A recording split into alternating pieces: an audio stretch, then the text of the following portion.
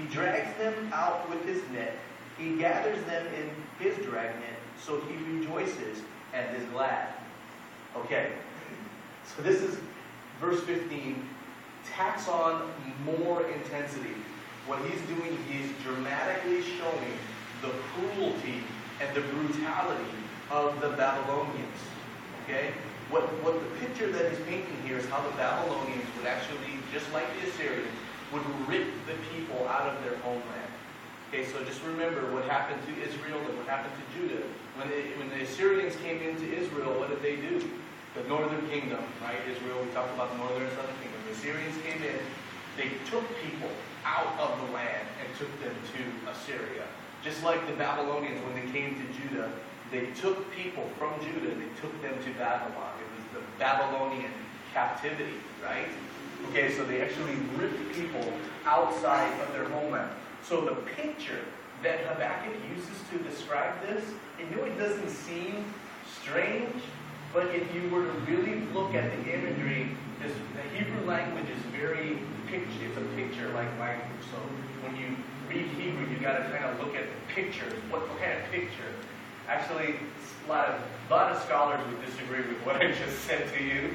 But the reason why I say it that way is because it helps me when I'm doing it and doing my translations. Okay, it's more of a picture. I try to see it more as how we were to picture these types of things. So if you see this, you see the cruelty. The picture is of human beings being caught like fish. Okay? Now think about it. We've seen it on the news, or we've seen it growing up with our grandfathers or our fathers, and how we are out there and we're, fishing for fish. And you hook the fish. And what do? You got a metal spike that hooks its lip. And as it fights to get away, you're dragging it in. You see the picture? Now imagine that you've done this. You've thrown out bait. A 6-year-old child grabs a hold of that bait.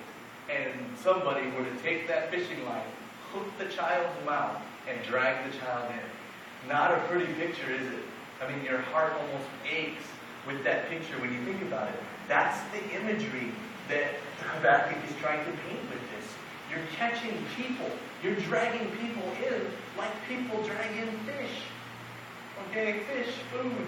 And even then sometimes after that, what do? If you don't like the fish, you just unhook it, and that probably hurts, and you throw it back in the water. Imagine doing that with people. I got to tell you, this is really fun. One night, I woke up because I had a horrible, horrible dream. Okay? It was a horrible dream. I was sweating. Okay? What was the dream? I was out fishing with Craig. I think Dan was even in the dream too. We're all fishing over by the pier. The pier that we go to? Dan? Yeah. Our secret place? Anyway, so we're over there fishing. And I know this is going to sound really strange. Okay? But I'm fishing, and I'm reeling in this fish. And I'm fighting it the whole time I'm in this dream. And so obviously it's a dream because I've never really felt that fighting that big, gigantic fish. So I was like, this is a big fish. Craig and Dan and everybody's just like, yeah, come on, reel it in. And I reel it in. And I finally jerk it and I pull it up. And it lands on the concrete. And it was a fish, but it looked exactly like a dog. Okay? So you look at it and it's got like a fin, but it looks like a dog. Now, the reason why I'm telling you this is because I'm looking at the dog, and the dog is all wet, and he's looking up at me, and he's got a hook in his mouth, and and so at that moment, I'm like, out of the dead sleep going, that was just a dream. What is the dog doing in the ocean? So that's what I'm saying is the feeling of the cruelty of it, We don't think of it so much when it's actually fish. But if you replace it, stick a human in that situation. This is how the Babylonians were actually treating the people at the time. When they would take them into captivity, a lot of times they would say they would have, spikes through their necks and all this stuff with chains as they brought them into they were herding them like cattle. The dragnet, dragging them in. The picture is gruesome, okay? And so what is Habakkuk saying? Can it be, Lord, that these people who do this to people, who treat people like fish, who bring them in with the dragnet, it's bad enough. They bring them in with the dragnet. And what does he say here? And he says he gathers them in his dragnet. Now, for the record, I woke up in a sweat, and if I would have been in the dream a little longer, I probably would have cried. Okay, I just don't like seeing animals hurt like that. I probably would have cried. Was this the reaction of the Babylonians when they did this to people? Okay, that was an animal. What did the Babylonians do when they were doing this to people? He says there in verse 15, so he rejoices and is glad. So this cruelty that the Babylonians actually do on people, on humanity, on the world, they rejoice over this. They celebrate over what it is that they're doing. So, Lord, are we talking about the same Babylonians? The one that you ruled, are we talking about the same Babylonians? So it's bad enough that the Babylonians are brutal. It's bad enough that they inflict major suffering upon not just the people, but they're going to be inflicting punishment upon your people. Is it really necessary for you to add mockery and humiliation to this too? So not only are they going to beat us down, not only are they going to conquer us, not only are they going to drag us out, not only are they going to humiliate us and treat us like fish, like animals, is it necessary for them to point the finger and laugh at us while they're doing it too? Is it necessary for them to be mocking us while they do this? See, the reason why, historians will say this, the reason why they take people out of the country, and this plays a big part in it too, the reason after they conquer a land, the reason why they take people out of the land into Babylon is because they're going to stifle the desire for them to rebel, to retaliate. Okay? They're outside of the land. So if they want to fight, what are they fighting for? They're going to be fighting for a land that's not their own.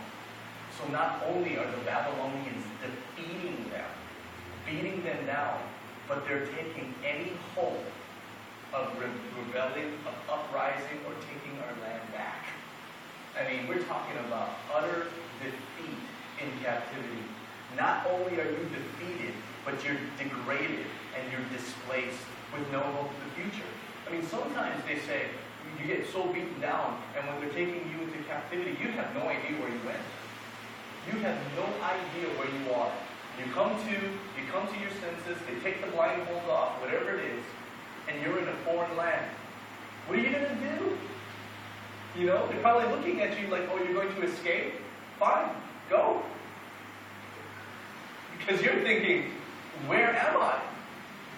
Just thinking, just right here, somebody, Shirley is sitting over here, and somebody comes in and knocks her on the head, she's unconscious, and she wakes up, and she's in the desert. Where's she going to go? Which way is home? Which direction should she walk? What's out there? You have no idea. So, you have been defeated. You have been taken captive.